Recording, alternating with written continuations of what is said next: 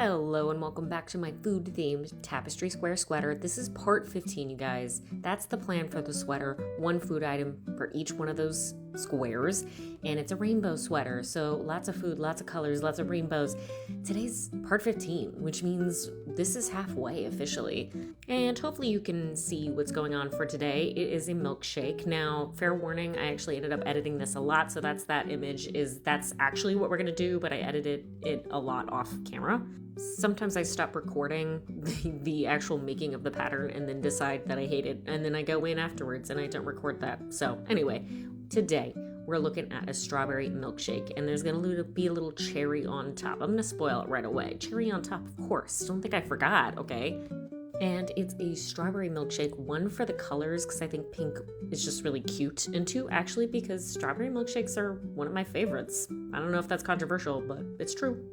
And okay, I feel like I'm writing a defense today, but in my defense, I know this is a food-themed tapestry square sweater, but okay, I already put coffee, and my coffee can't be alone. Like, it can't be one drink in a sea of food, okay? Besides, a milkshake is food. It's ice cream. It's just blended up, so it's food. Anyway, prepare yourself. There is one more drink coming. I'm not going to spoil it, but it'll be here someday, okay?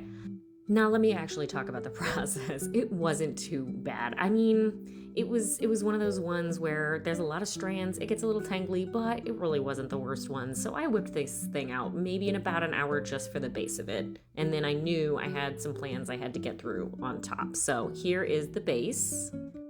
And of course, first step is weaving in the ends. I had much more footage that I'm going to show you, but half of it got really ruined. So that's all I have that was usable. And then I'm going to add little lines because I feel like there's this specific look to a milkshake cup. I really hope you know what I'm talking about. I'm not just talking about your average cup. There's that cup, you know what I'm saying, right? Okay, that looks like a milkshake cup. It's specifically for that. Okay, anyway, so that's what I was going for with these lines.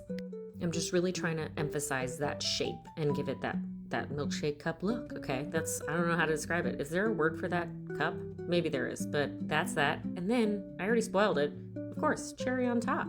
This, of course, was literally like 8 single crochets and a magic ring, so I whipped that out fast, got it sewed down, and last but not least, let's block it.